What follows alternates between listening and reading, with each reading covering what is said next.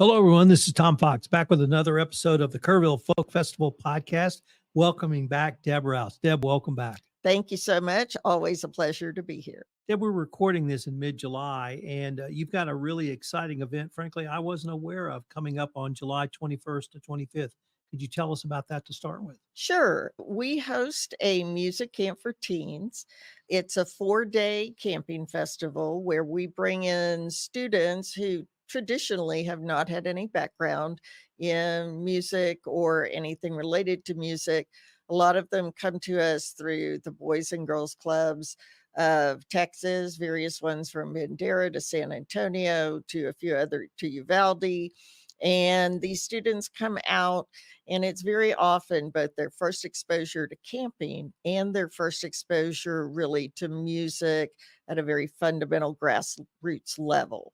And we do a lot of workshops with seasoned professionals and teachers on finding your own voice. They get some lessons on percussion from Paul Piercy this year, the legendary drummer out of Austin. They get guitar workshops, they get ukulele workshops, they get poetry workshops and physical art expression. So it's really an immersive experience for these kids. And very few of them go home without some type of life-changing moment. And one of the things I'm really proud of this program for doing is every single student goes home with an instrument.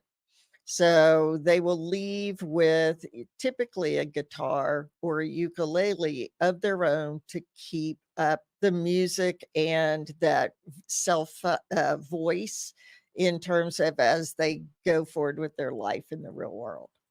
So where do you draw your talent or your students from? All over the state or all over the country? All over the state. They're free to come from all over the country. We typically don't have a lot from out of state.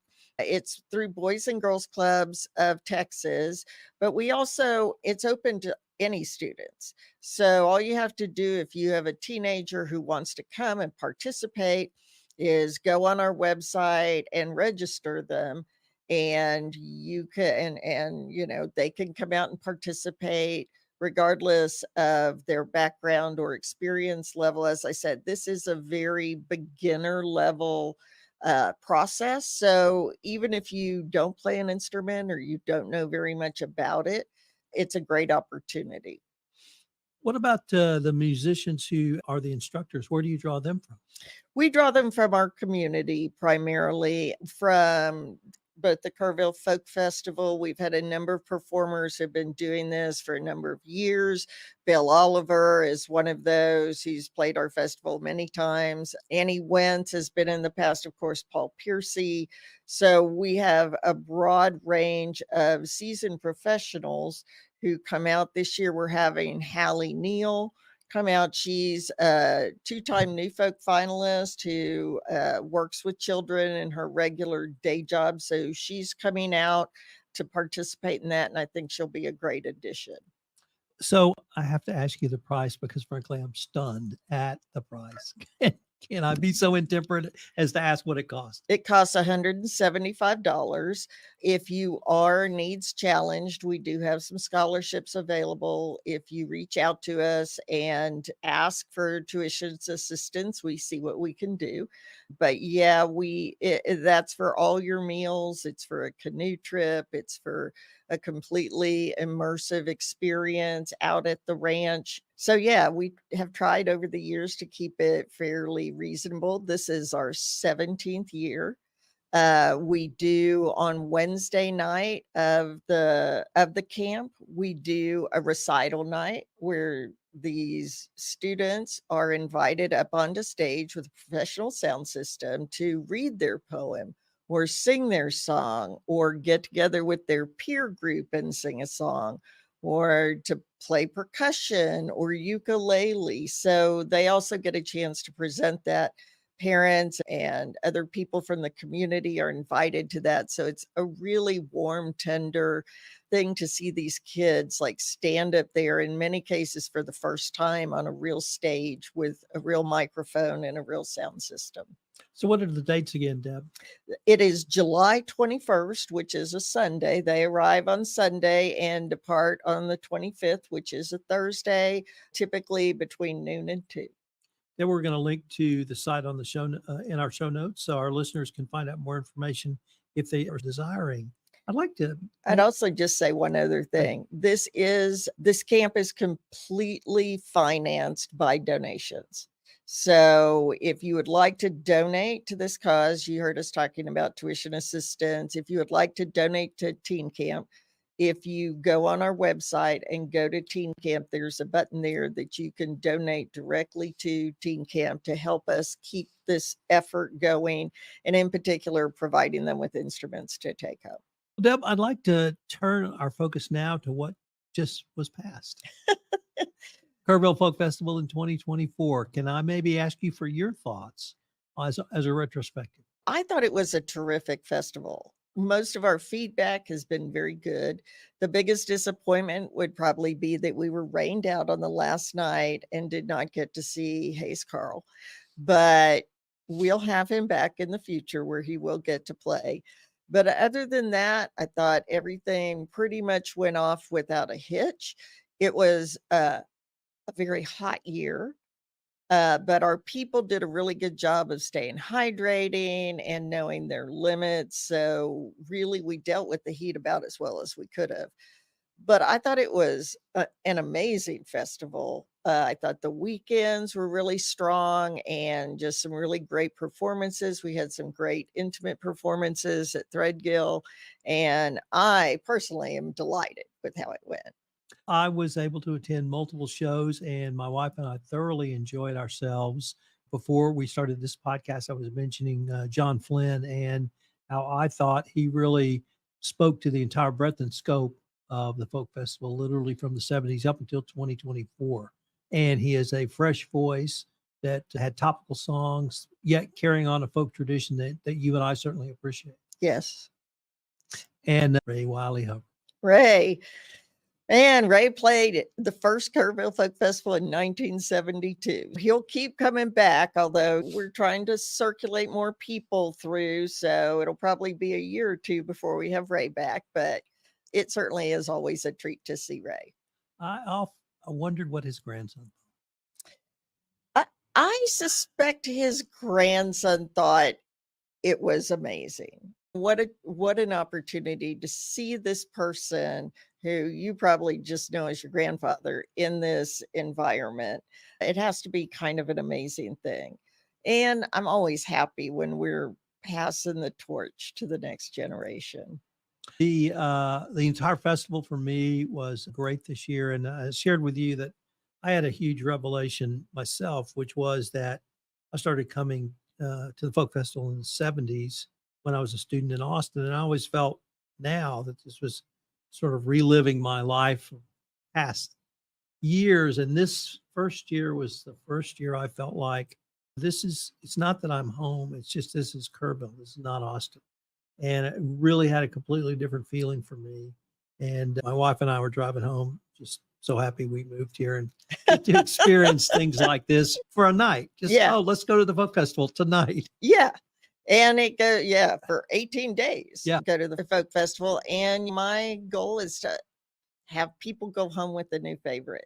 It's like, I want them to come hear their favorites, but I also want them to treat this like a discovery festival, which is you're going to go hear acts specifically because you've never heard them before. And you want to know what the buzz is. So we work very hard at having a mixture both of musical styles, whether that's blues or R&B or what people probably think of as traditional solo singer-songwriter troubadour style. We try to have bands. We try to have funk. We try to have a very broad musical spectrum. We had a hip-hop artist this year. So it really, when we say the folk festival, we mean a music festival that's music made by folks. I think they were the Waring brothers, the Weary brothers. I had not the Weary Boys. The I'm Weary sorry. Boys. Yeah. And we fell in love with them. And my wife was just amazed that she said, "You claim you don't know any folk and country, all these songs." I said, "They're Americana." They're I Americana. grew up singing "Will the Circle Be Unbroken," Yeah. but they were great. Yeah. And they don't play together so much. They've been around as a band for quite a while. Right. They just don't tour and release music so much anymore. So it's always a treat for us to be able to get someone back as a reunion. And we're actually having one of those acts at Welcome Home Fest as well. And fun fact, they actually sell vinyl. So for those of you who want vinyl like me, you can get, I was able to get their vinyl at the Yes. festival. Yes, more and more artists are going to vinyl. Mostly it's a little bit of a novelty to some extent. I don't know if it's going to stick around or not. I remember when 8 tracks were the technology that was going to put everything else out of business, and we're now past cassettes and CDs and streaming. So we'll see. Vinyl comes with its own set of challenges Right. when we're in Texas. Uh, you don't want to leave your vinyl in the back seat of your car for too long. But yeah, it's a nice little resurgence to see. So you've got an event coming up in October. Could you tell us about that? Yes, our Welcome Home Fest. And last year's Welcome Home Fest was actually named by the Austin Chronicle as one of the best refresh of a folk festival. So they won the award for that, which I didn't even know there was an award for that, but apparently there is. It's our 3-day festival. This year, we're going to have Melissa Carper, who you probably know from Women of Country, plays out here quite a bit. Michael Hurley is coming back. Devin Sproul has played our stage before, but it's been quite a long time. She's a former New Folk winner. Cam Franklin, Laraji will be back. Matt the Electrician will be playing. Southpaw Jones will be playing. Raina Rose, who's very much a local favorite, also a former New Folk winner. The Blue Hit is a trio that was started by Grace Rowland, now Parks, and David Moss. They don't really play together very much anymore, but they're getting together for a Blue Hit revival reunion at Welcome Home Fest. So we're all very excited that's going to happen. Sunny War, who really is just a terrific up and coming, taking Spotify by storm. We're delighted to have her coming. Pale Hound is a band out of Boston that also is a fresh voice that's up and coming out of that part of the country. Ellie James out of Austin, and that's going to be a multimedia presentation. Little Mazarn is a duo that we're very excited about. Dan Byrne, been around for a long time. We've never managed to get him to play the festival, but he's coming. That'll be a great addition. Sound of Honey she was the front woman for that, was here at Kerrville Folk Festival with a different group. So I think that'll be a really nice sort of segue from our big fest to our little fest. And finally, we'll close it out with Possessed by Paul James, local boy Conrad Wirt, who has been really getting a lot of airplay and a lot of exposure. Apparently, he's blowing up in Europe, and I think he's doing a tour over there right now, but he'll be back, and we're just delighted. Is information on coming home up on the website? Yes, Welcome Home is also on our website. It's kerrvillefolkfestival.org, all spelled out. And it's there. You can buy tickets there. It'll be in October. It's a lot cooler than our big folk festival, but it's also a fresher, younger approach. By all means, buy tickets and come out and see what we're doing out there. Deb, thanks again for coming to visit with us, and I look forward to continuing this conversation. Always a pleasure. Thank you.